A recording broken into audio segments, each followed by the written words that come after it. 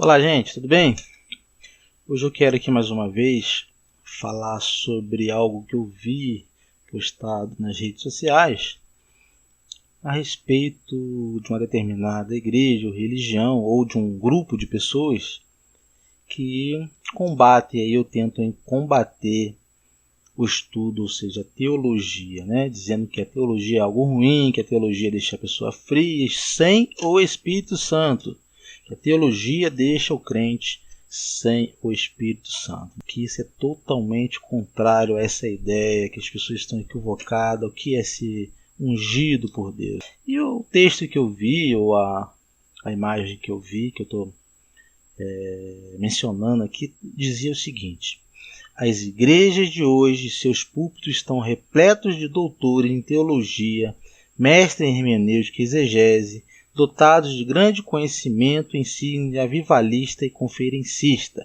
Porém, falta o mais importante: unção do Espírito Santo. Esse é o que eu vi lá na rede social, e eu vou comentar um pouquinho sobre isso. Primeiro, devemos entender o que significa a palavra teologia. A palavra teologia, ela vem do grego tel e logos. São duas palavrinhas que, traduzindo para nós, é estudo da Bíblia. Isso é teologia. E o que entender também de unção do Espírito Santo? Nós vamos ver que no Velho Testamento, a unção com o Espírito Santo, aliás, a unção que era utilizada com óleos, era utilizado com reis, com sacerdotes, e a fim também de consagrar alguns objetos para utilização no templo. Isso no Velho Testamento. E no Novo Testamento nós vamos ver que a unção do Espírito Santo é a capacitação dada para todo crente. Não tem esse negócio de você usar um óleo para ungir, achando que a unção do Espírito Santo que uma determinada pessoa recebe vai trazer cura, prodígio. Não. Isso é agir do Espírito Santo de Deus, é a unção espiritual nos dias de hoje.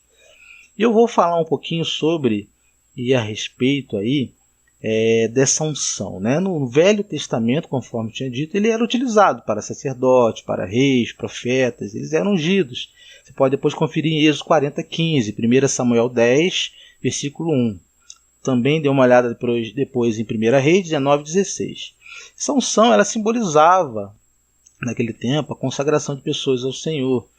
Vimos também que ungiam objetos que teriam uso sagrado. Era uma espécie de unção especial com óleo especial que só era usado para este fim. Aprendemos também no Velho Testamento sobre a unção, que a unção não é o óleo em si. Não é o óleo em si. O azeite, por exemplo, que utilizamos hoje, ou que algumas igrejas utilizam, e sim a manifestação do poder de Deus através do Espírito Santo que nos unge. A unção com óleo tipifica o derramado do Espírito Santo em nossas vidas.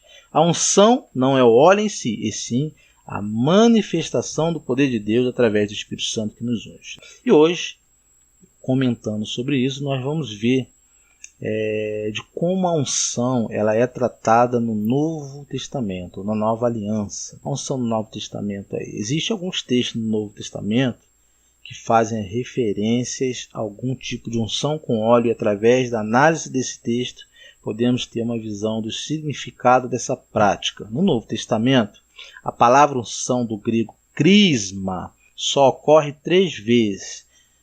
O verbo ungir, crio, aparece 5 vezes, e já o adjetivo Christos, Cristo, ocorre mais de 500 vezes, em diversas referências, como em Mateus capítulo 1, versículo 1 e Apocalipse 22, 21. Há também a palavra aleipo em grego, e que o óleo é utilizado como medicamento ou uso estético. Ok? Vejamos como essas palavras gregas são aplicadas no Novo Testamento. A palavra grega crio, C-H-R-I-O, palavra crio, Jesus ungido por Deus para ser nosso Salvador. Lá em Lucas capítulo 4, versículo 18, Jesus lá foi ungido pelo Espírito Santo para evangelizar os pobres, para curar os quebrantados de corações, para apregoar liberdade aos cativos, a pôr em liberdade os oprimidos e ele foi ungido com óleo de alegria. Hebreus capítulo 1, versículo 9. Veja também Isaías 61, versículo 1 e Atos capítulo 10, versículo 38. Palavra crio em grego. E a palavra crisma em grego, CHRISMA, é a unção de Deus, a unção que dá a seus filhos entendimento e segurança. 1 João 2, 20 ao 27. A unção que todos os crentes têm em Cristo, ou seja, todo crente filho de Deus, ele possui a unção do Espírito Santo de Deus, e que evidentemente alude à operação e à influência do Espírito Santo, que confirma que os homens em Cristo são utilizados e são usados com esse óleo espiritual, com a unção. O cristão recebe uma unção da parte de Cristo, a saber, o Espírito Santo. Através do Espírito Santo conhecemos a verdade, e todo filho de Deus recebe ela, ou seja, o Espírito Santo de Deus, para guiá-lo na verdade. À medida que os cristãos permanecem em Cristo e leem a palavra de Deus, o Espírito Santo os ajuda a compreender suas verdades redentoras. Então aqui, quanto mais você lê a palavra de Deus, quanto mais você estuda a palavra de Deus, mais o Espírito Santo vai te utilizar, ou seja, mais unção o Filho de Deus vai ter. Quanto mais você se aprofundar e ler a palavra de Deus, ou seja, nesse caso a teologia, que nós vamos falar aqui mais em diante, né, que também é questionado nessa imagem que eu vi na rede social, não tem nada a ver com o que foi dito, porque ao contrário, as igrejas hoje elas estão faltando teologia, por isso as heresias estão sendo faladas, por isso que as igrejas estão apostas do jeito que estão se desviando do caminho de Deus por falta de teologia, de um estudo da palavra de Deus. E nós vemos que é o contrário. O Espírito Santo de Deus ele utiliza do intelecto, do conhecimento, para que ele molde uma palavra muito mais compreensiva ao ouvinte. Entende? O cristão cheio do Espírito Santo, ele tem, na verdade, a fonte. Aliás, ele tem a fome pela palavra de Deus.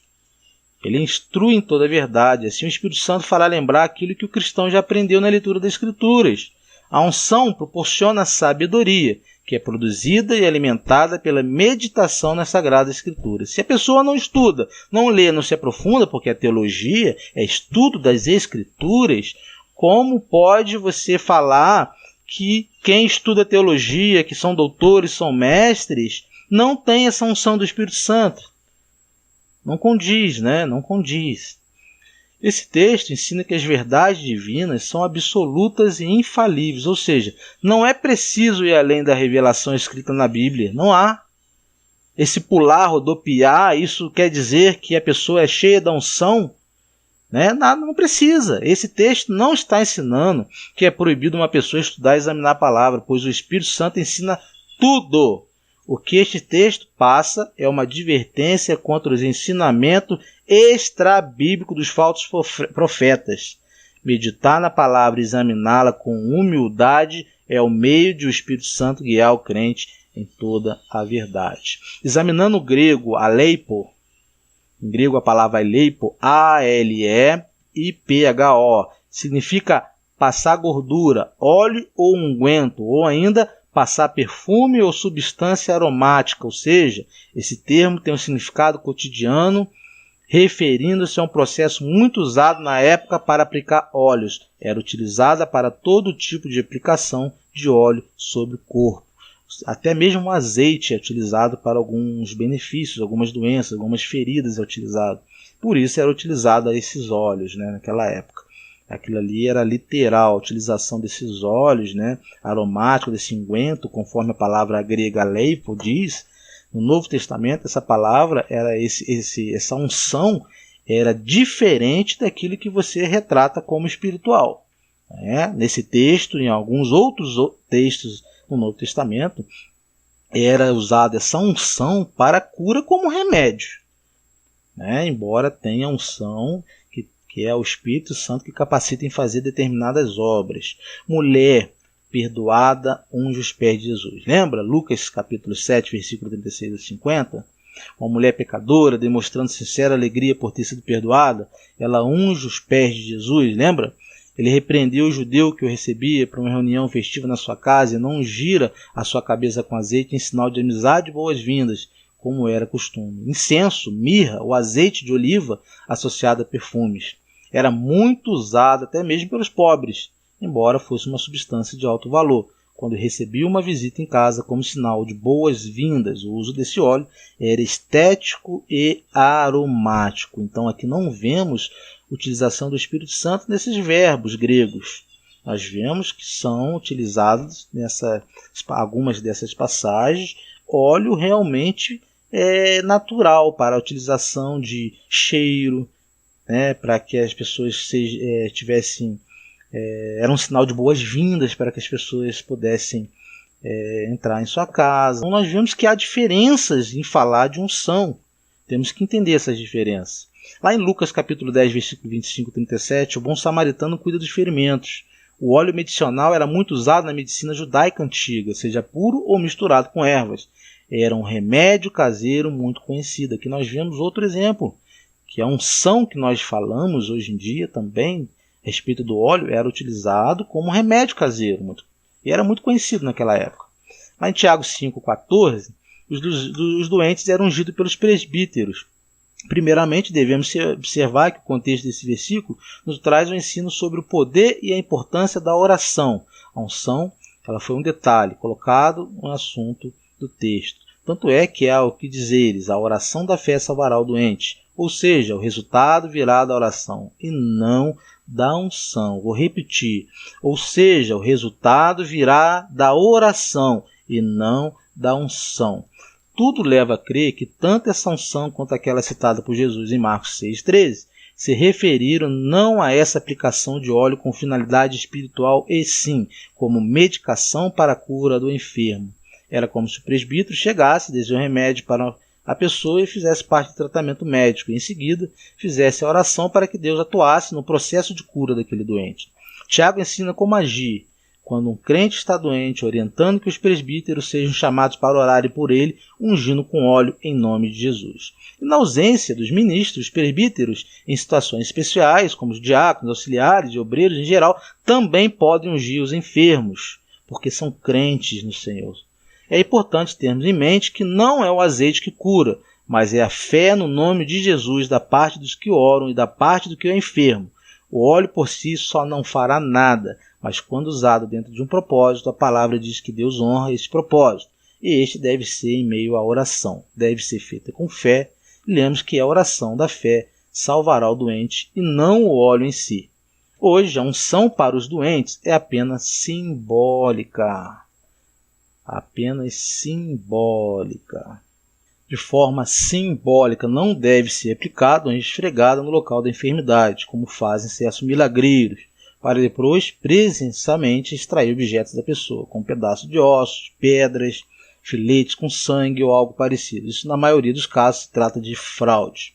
Agora, já o grego Christos, C-H-I-S-T-O-S, Jesus é chamado de Cristo no Novo Testamento. Esse termo é um título e significa ungido. Na língua grega, pode significar também conceder autoridade por meio de unção. Ele é chamado também de Messias, que é uma palavra hebraica que significa ungido. Jesus Cristo foi sempre e será ungido de Deus. É um dos títulos de Jesus a quem Deus escolheu para ser o Salvador da humanidade. Agora, as falsas unções na atualidade. Algumas unções citadas na modernidade, que segundo alguns dizem, são manifestações do Espírito Santo, são estranhas e que a Bíblia chama de unção. São manifestações carnais e sem embasamento algum bíblico. É necessário ter muito cuidado com esses chiclês gospel. Vejamos alguns exemplos desse tipo de unção. Unção do leão.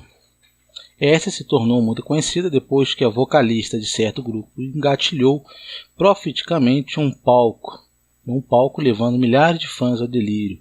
A própria cantora admitiu que andou sob uma unção do leão da tribo de Judá, mas depois se desculpou pelo ocorrido.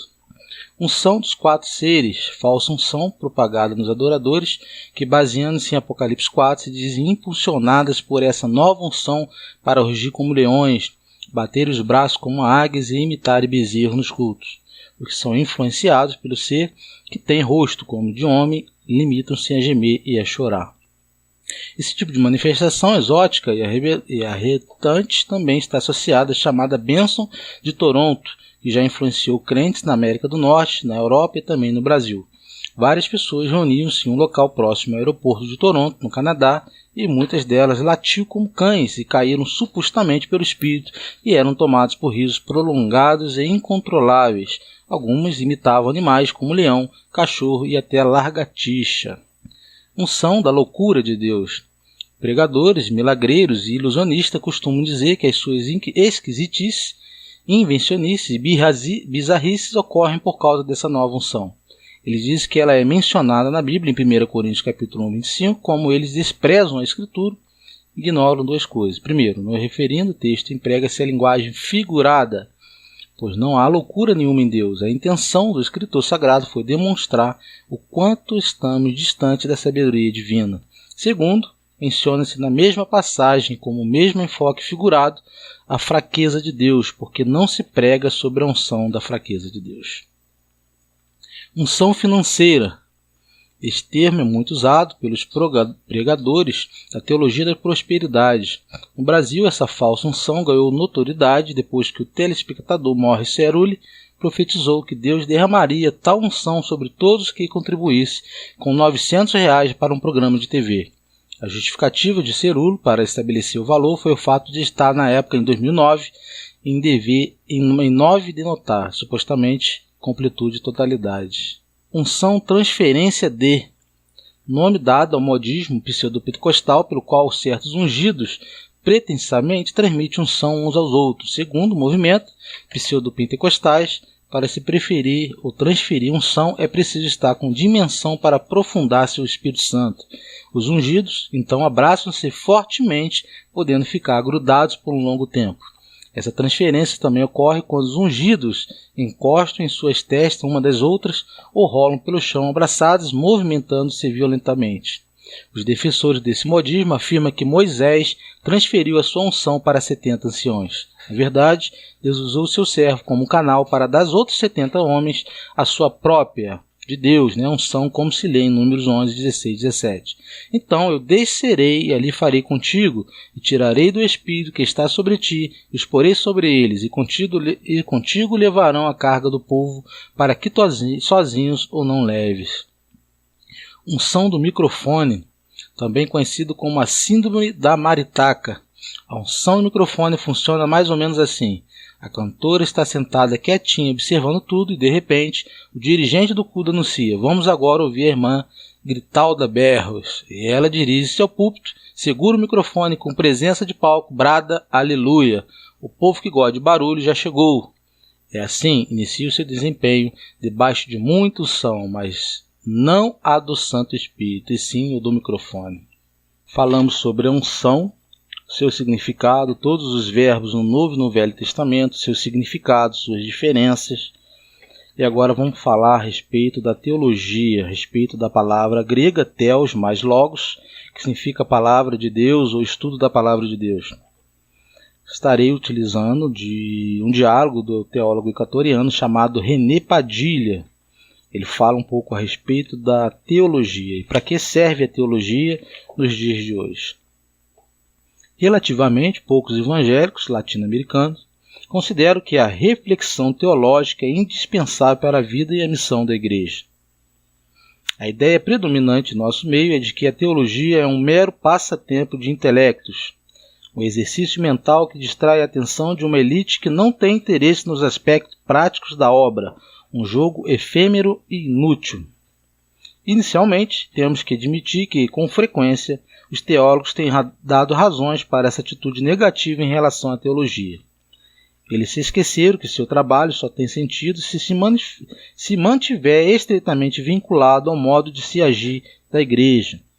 Adquiriram a Carta da Cidadania para a Teologia no mundo das disciplinas acadêmicas, porém, mais preocupados com seu próprio status do que com a fidelidade do Evangelho, profissionalizam a reflexão teológica e a isolaram de outras disciplinas humanas, privando-os assim de toda possibilidade de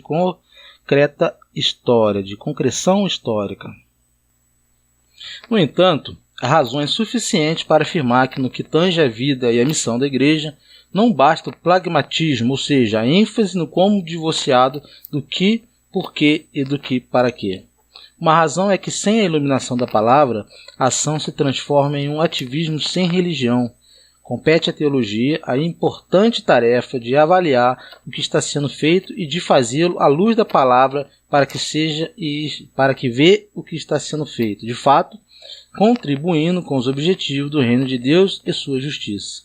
E um mundo como o nosso, em que estamos constantemente submetidos ao condicionamento da sociedade de consumo, muitas vezes somos tentados a adotar prioridades e metas que pouco ou nada têm a ver com os valores do reino. Por exemplo, o número de pessoas que assistem aos cultos, o tamanho de nosso templo, de nossos orçamentos, entre outras coisas. Precisamos desenvolver a capacidade de julgar nosso sucesso e fracasso a partir da revelação de Deus em Jesus Cristo, e não dos valores que a sociedade secular nos impõe. Sob essa perspectiva, o único êxito que podemos ambicionar em nossa ação é o do servo a quem o Senhor disse: servo bom e fiel, foste fiel no pouco, sobre o muito te colocarei. Em outras palavras, o verdadeiro êxito é a fidelidade, e a teologia nos ajuda a pararmos para verificar até que ponto estamos entendendo ou obtendo esse êxito. Ela cumpre assim uma função crítica com respeito à ação. Outra razão é que a fé tem de ser articulada de tal forma que responda aos novos desafios e interrogações que surgem na situação do mundo contemporâneo. As respostas do passado têm seu valor. Estão enganados aqueles que pensam que não há nada a aprender com as gerações que lhes antecederam o sentimento a Jesus Cristo. Para evitar os erros de ontem e entender melhor os problemas de hoje, necessitamos de uma perspectiva histórica. No entanto, a necessidade de mostrar o significado concreto do reino de Deus em relação aos graves problemas que atingem o mundo moderno permanece. Cada geração de cristãos tem a grande tarefa de proclamar o Evangelho dentro de seu próprio contexto socioeconômico, político e cultural, e isso requer seu próprio retorno às fontes da fé evangélica com disposição para escutar o que o Espírito de Deus diz hoje em seu povo por meio da palavra e sua situação concreta. Portanto, a teologia cumpre a função de articular a mensagem de Deus, mostrando sua relevância a cada novo contexto. Ambas as funções da teologia mencionadas estão intimamente ligadas à missão da Igreja. A descrição da missão como a parteira da teologia tem sustentação. Se a missão tem a ver com a manifestação do reino de Deus no mundo por meio da palavra e da ação da Igreja para a glória de Deus, trino, a teologia é a reflexão que quer colocar tal palavra e tal ação em consonância com o Evangelho em cada situação específica. Assim pode-se dizer que a falta de interesse pela teologia, tão comum entre evangélicos latino-americanos, é somente um sintoma da despreocupação com a fidelidade do Evangelho e sua relevância para com nossa missão. A fim de sermos práticos, substituindo a palavra por palavras e ação pelo ativismo, como consequência, a nossa proclamação deixa muito a desejar segundo a perspectiva do reino. E o mesmo se pode dizer da qualidade da vida espiritual de nossas congregações. Como bem disse o grande teólogo escocês, há quase um século. Em assuntos de religião, de nada vale a experiência se ela não é sustentada pela teologia. É possível ter uma alma piedosa sem muita teologia, mas não se pode ter uma igreja piedosa por muito tempo. Será uma igreja débil e logo uma igreja mundana.